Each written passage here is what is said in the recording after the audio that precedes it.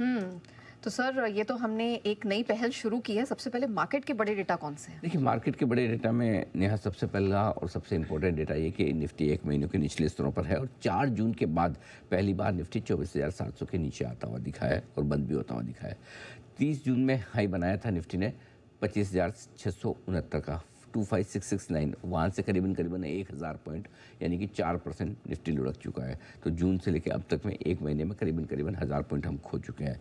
जहाँ तक सवाल बैंक निफ्टी का है, बैंक निफ्टी भी एक महीने के निचले स्तरों पर ट्रेड करता हुआ दिख रहा है। कल निफ्टी ने आपने देखा था 25,055 का 50 दिनों का मूविंग एवरेज तोड़ा था, परसों जिसका हमने कल जिक्र किया था। और कल बैंक निफ्टी ने पहली बार 50 दिनों का मूविंग एवरेज तोड़ा है 17 मार्च के बाद। सोचिए, बैंक निफ्टी इतना मजबूत इंडेक्स 17 मार्च से लेकर अब तक एक भी दिन 50 दिनों की मूविंग एवरेज के नीचे गया नहीं। कल पहली बार ऐसा हुआ। और याद है, हम आपको कह भी रहे थे कि 56,200 56,300 इसीलिए बहुत मजबूत सपोर्ट है बैंक निफ्टी पर। पिछली बार भी वहीं से घुमा, लेकिन इस बार 56,350 के लेवल को कल हमने आसानी से तोड़ा भी और वक्त भी बिताया और क्लोजिंग भी उसके नीचे होती हुई दिखी। तो बैंक निफ्टी में पहली बार कल नई कमजोरी के संकेत आए। निफ्टी में जो संकेत आपको 25,055 के ऊपर पहले ही मिल चुके थे शुक्रवार को। अब आइए, स्मॉल कैप इंडेक्स लगातार 8वें दिन कमजोर होता हुआ दिख रहा है और ये दिखा रहा है रिटेल इन्वेस्टर्स की थोड़ी सी नर्वसनेस यहाँ पर कमजोरी होती दिख रही है। मिड कैप और स्मॉल कैप इंडेक्स दोनों ही 1 महीनों के निचले स्तरों पर, तो Nifty, bank Nifty, mid cap, small cap चारों इंडेक्स ऐसे हैं जो आपको 1 महीने के लोअर लेवल पर आपको नजर आएंगे। इस बीच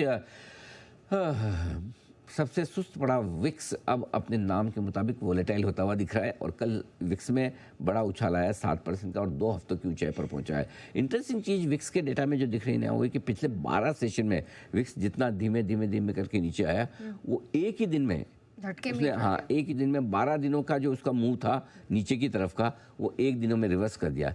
इसका मतलब क्या है? इसका मतलब ये कि आने वाले दिनों में, जिसमें से आज से लेकर परसों तक, वोलेटिलिटी बढ़ने के पूरे संकेत आ रहे हैं। वोलेटिलिटी बढ़ने का मतलब क्या?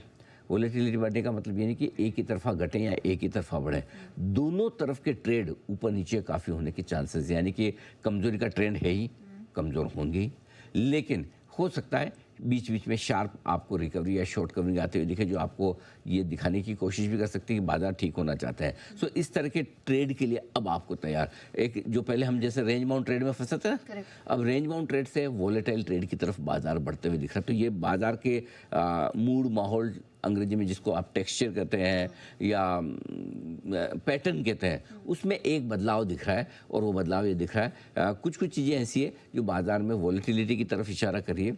एक तरफ कमजोरी, रेंज टूटने की वजह से, तो दूसरी तरफ विक्स और कुछ और डेटा जो हम आगे बात करेंगे वो ये बता रहे कि निचले स्तरों से रिकवरी भी आएगी, शॉर्ट कवरिंग भी होगी, वोलेटाइल भी होंगे, उस शॉर्ट कवरिंग में बेचा भी जाएगा। तो अब थोड़े एक्शन पैक दिन के लिए आपको तैयार होना पड़ेगा, सुस्ती से निकलकर चुस्ती की तरफ। इसके अलावा तो ये सारे आपके बाजार के बड़े डेटा हैं आज, एआई डेटा। ठीक है। और एफआईएस डीआईएस सर, इन्होंने भी कुछ बड़ा किया है, क्या किया है इन्होंने? इनके बड़े डेटा पहले बता देता हूँ। पहली बात तो ये कि एफआईएस के इंडेक्स फ्यूचर्स में जो लॉन्ग पोजीशन है वो 14.5% के आसपास है, जो फरवरी महीने के बाद के सबसे निचले स्तरों पर है। लगभग 5 महीनों के लोअर लेवल पर आप चल रहे हैं वहाँ पर।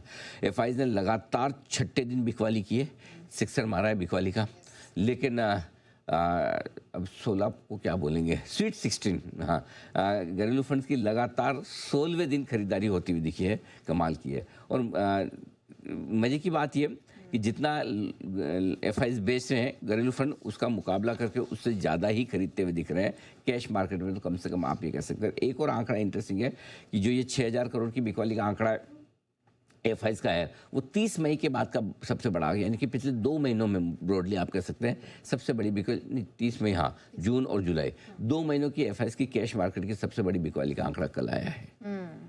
चलिए, तो ये तो एफआईएस डीआईएस का एक्शन रहा। सर, ग्लोबल के बिग डेटा कौन से? ओह, असली बिग डेटा तो ग्लोबल से ही है। लगातार 6ठे दिन एसएनपी ने रिकॉर्ड जड़ा है, सिक्सर मारा है, रिकॉर्ड का, तेजी का नहीं, रिकॉर्ड का सिक्सर। तेजी का सिक्सर अलग होता है, रिकॉर्ड का सिक्सर। लगातार 6 दिन लाइफ हाई पर बंद होना है is not a small thing, बहुत बड़ी बात है। और ऐसा लग रहा है कि अमेरिका के मार्केट टैरिफ के डर से उभर कर अच्छी तेजी के साथ आगे बढ़ रहे हैं। नैस्डैक लगातार 4थे दिन रिकॉर्ड हाई पर, वाह वाह वाह वाह। क्या बात है, बहुत ज़बरदस्त है। डाउ अपने हाइस के बेहद करीब पहुंचा है, 65 पॉइंट कल नीचे बंद हुआ था, लेकिन अदरवाइज ये 2 रिकॉर्ड बनते हुए दिखे। सोने और चांदी में लगातार चौथे दिन कमजोरी, ये इस बात की ओर इशारा कर रहे कि दुनिया में सब कुछ ठीक होने के अनुमान लगाकर बैठे हैं बाजार, ये ऑल इज़ वेल। इस बीच एक और डेटा जो ग्लोबल से जुड़ा हुआ है हमारा ही, आपको सुनने में अच्छा नहीं लगेगा लेकिन मुझे बताना ज़रूरी है। आपका रुपया सुबह 9 बजे वाला, हाँ, वो लगातार गिरते गिरते 5 महीनों के निचले स्तर पर आ गया है। बधाई हो। हमारी करेंसी कमज़ोर होती दिख रही है। करेक्ट। चलिए, तो ये कुछ इंपॉर्टेंट डेटा है जो हमने बनता हुआ देखा है, लेकिन सर अब थोड़ा सा FIIs का एक्शन है, इसको समझना पड़ेगा। आखिर इस तरह की बिकवाली, इतनी डीप बिकवाली यहाँ पर क्यों निकल कर आ रही है? रुपए का 5 हफ्तों के इसलिए, हाँ 5 हफ्तों के, मैंने भी वही सोचा, 5 हफ्तों के निचले स्तरों पर करेंसी में, इसलिए मैंने वापस डेटा चेक किया, बिग डेटा, इतना बड़ा भी नहीं है डेटा, 5 महीनों का नहीं, उसको जरा ठीक करें। रुपया 5 हफ्तों के निचले स्तरों पर आता दिखा। हाँ, अब आपका सवाल क्या था? सर मैं ये पूछना चाह रही थी